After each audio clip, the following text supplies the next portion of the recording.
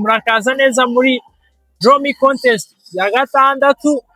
Uyu munsi turi kumwe n'umuntu watsinze, noneho tugenda tubizana urundi rwego n'ibiganiro bikiyongera. So reka mbanze nakira umuntu turi kumwe, then niturangiza tujya dukomeza. So welcome. Yeah, thank you.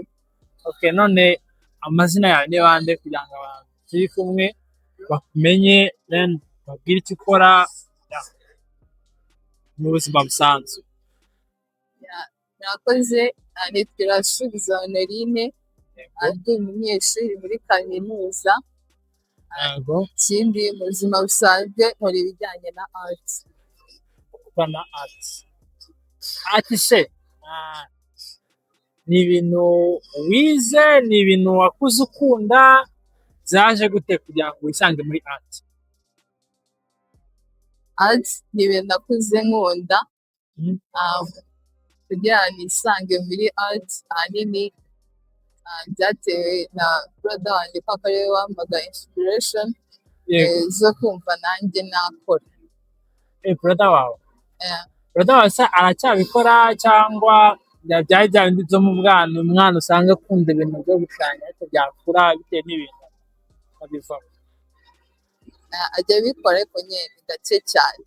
Aba ari gake cyane.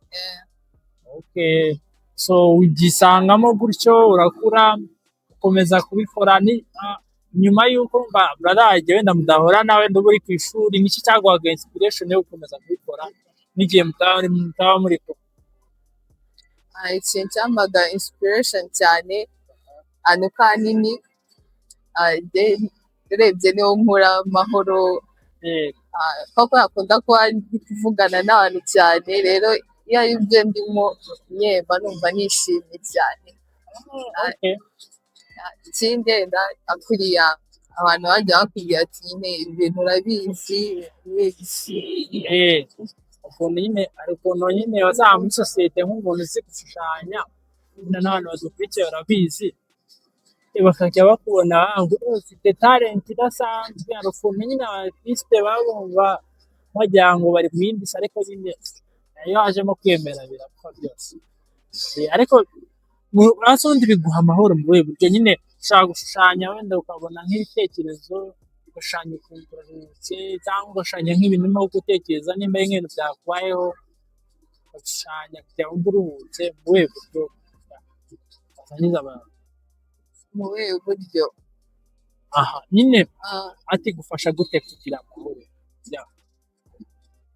Okay, uburyo bwinshi mfashamo. Okay, nk'uburyo ki mba numva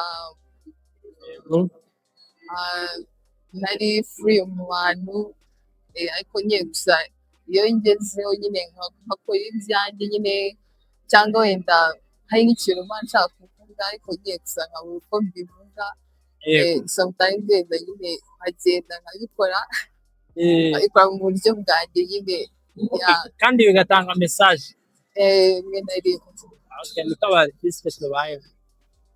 So turakomeza, uje gukora art, ugeze muri segonderi tronkomeye, wagerageje guhitamo kubyiga? Urabizi ku Nyundo bahitamo, byagenze gute kugira ngo usanga wenda utaragiyeyo, cyangwa we ntabwo wifuzaga kuba wajyayo? Nyine hari igihe umuntu aba azi ikintu reka nzagikora ku ruhande, nawe nshaka kujya kubyiga cyane, nabyo bibaho. We byaje kugenda gute? Kuri njyewe narabyifuzaga kubyiga cyane, ariko gusa nyine bitewe n'ukuntu hari ukuntu nyine ababyeyi baba batari kubyumva neza, avuga ati ibi ngibi ntabwo nyine nabikwemerera, aha ngaha nyine ikintu kirimo. Ariko gusa nyine ni uko nguko byagenze, bituma ntabihitamo. Hitamo ibindi. Hitamo ibindi. Bibaho cyane iyo hari igihe ugira abantu babiziho, burya nabo babarenganya cyane, kuko hari igihe bataba babifitemo amakuru. None muri ntabwo yakwemera kujya mu kintu adafitemo amakuru, ariko icyiza by'amahirwe nagize ni uko bari bafitemo amakuru. Bino bintu babikunda ubizi, ushobora kuvamo ikintu, baramfasha bijyamo. Okay. Biza kugenda gutya. Okay, wese ujya kwiga ibintu hari aho bifite bihure na art cyangwa ni bisanzwe nyine ni ibindi bitandukanye. harahari bihuriye. Hari aho bihuriye. Okay. No, part tugiyemo ni part ya story cyangwa experience. Myaka yawe ugezemo nyine aho ugeze maze kugera n'iki wabwira abantu wigeze story runaka yigeze kukubaho, akantu kadasanzwe kigeze kukubaho, urugero akamubaze mu buryo bworoshye. Iki kintu kigeze kukubaho ukumva kiragutunga bitari kigeze ari nka serivisi idasanzwe. Ikintu cyambaye kitanyungura.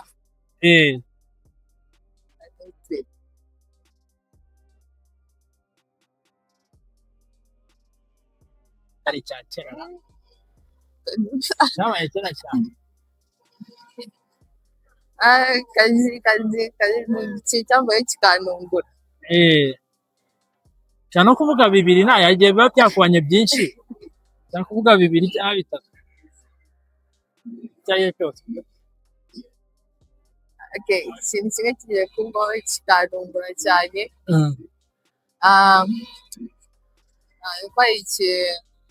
Ayisha yigeze gukoraho. Then nyine noneho papa nyine aba excited cyane kumva nyine nawe wabikoze nyine nawe nyine ubona ko byamutunga nyine abyishimiye. Ahita abikunda cyane.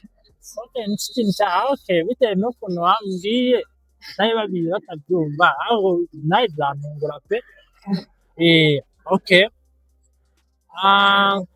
Okay, noneho ikindi kintu wabwira abantu yanze ugeze kugira ngo muri iyo kariyeri yawe y'imyaka painting cyangwa gushushanya, n'icyo wabwira abantu cyangwa indi story yose wabwira abantu bakurikiye. Ikintu nababwira kimwe cya mbere cyo nyine never give up. Impamvu ni ukubera ko nyine hari ukuntu nyine kuriya ugera nko mu bantu bakubwira se kutigeze nyine ubikuriramo cyangwa wenda uvuga ngo nyine ugiye kubyiga biri deep cyane nyine mbega nyine bizakuvuna cyangwa bizagiye kubikunda ariko gusa nyine never give up. Kandi nyine ikindi nge sometimes kuri izo comments hari ukuntu nyine zijya zintera imbaraga abaye se nyine niba ari uko nguko bimeze nyine kubera ikintu nakora cyane ngo mbereke yuko nyine umuntu ashobora kwenda kuba atarabyize ariko n'undi nyine nyine akabikora neza. Ni ikintu cyiza ndumva never give up.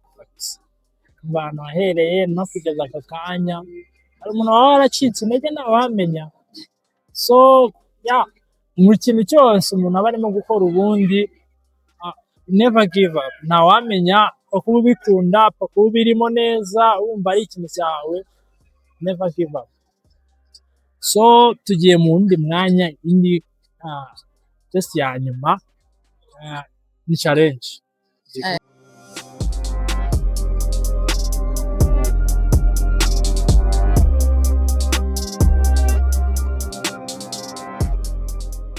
Guhereza challenge nzajya ndakubaza ibibazo bitatu, ni nka multiple choice gifite A na B.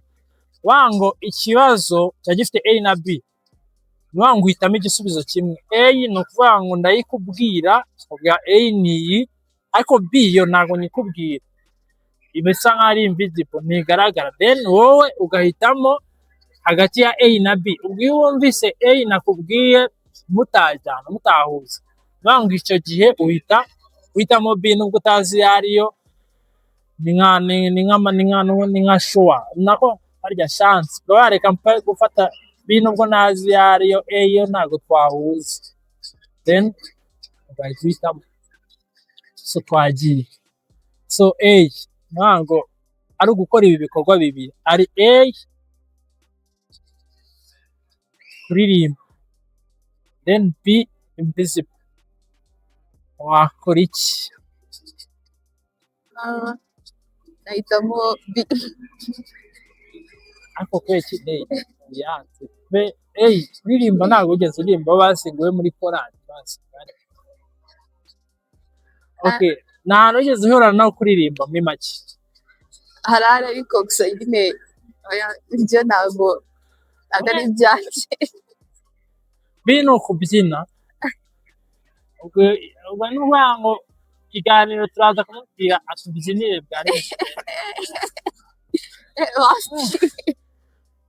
Mbese nigeze ugikora kubyina basi bwo? Nigeze kubikora. Ubwo wigeze kubyina no byose warabikoze urabizi ariko nyine uhisemo beat. Okay, twagiye noneho twakomeje. Ikindi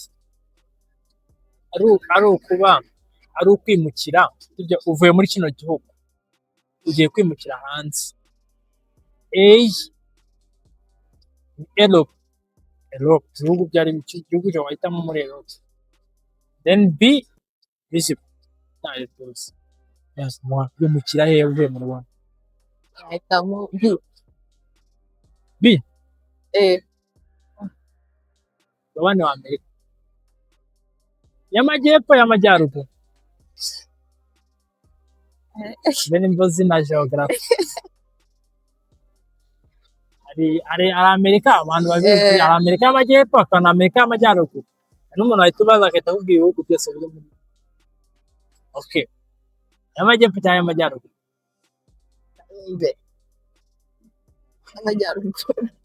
Y'amajyaruguru. Okay, ako niho benshi bakunda. Harimo Canada, harimo Amerika, harimo Mexique, n'ibindi birimo Alaska.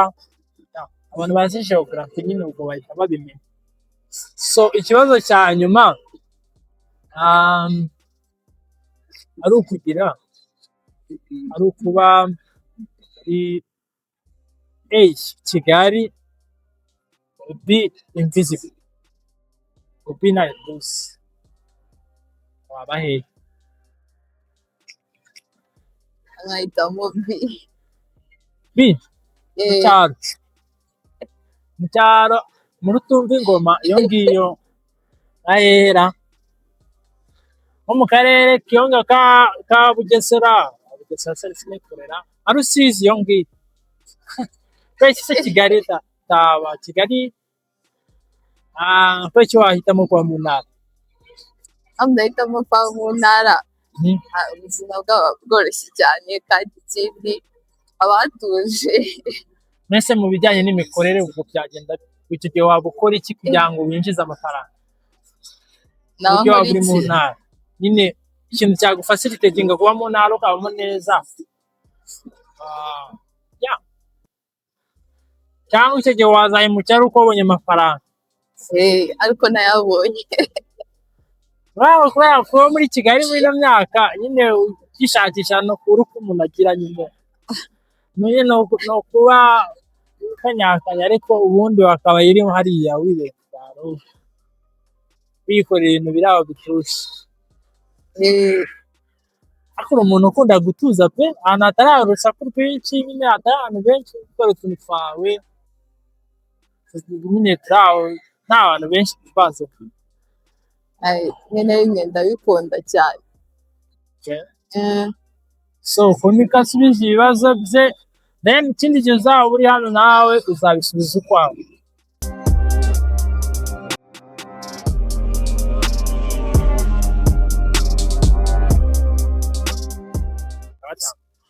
So nyuma yo kuganira nawe akadusubiza ibibazo namubajije, tugiye kumuhereza ino drawing. Nicyo kintu cyatuzanye, ni draw me contest ya 6, then atubwire uburyo yayibonye, uburyo igaragara, then araduhereza feedback yiwe namwe mwumve uko abyakiriye. So noneho ugiye kuyireba, then ubwire abantu ko igaragara ko imeze,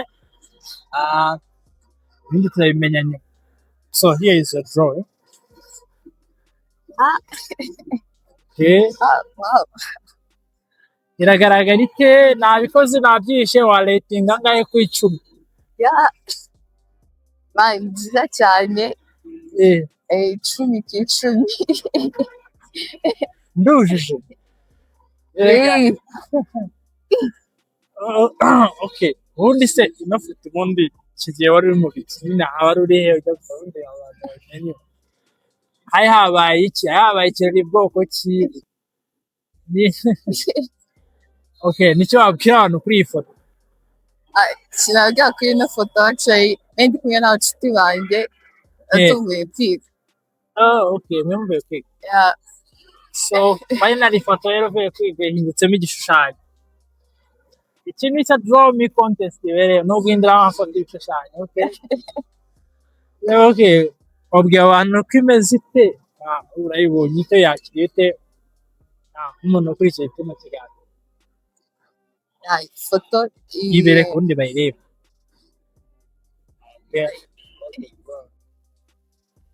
okay nziza cyane. Mhm.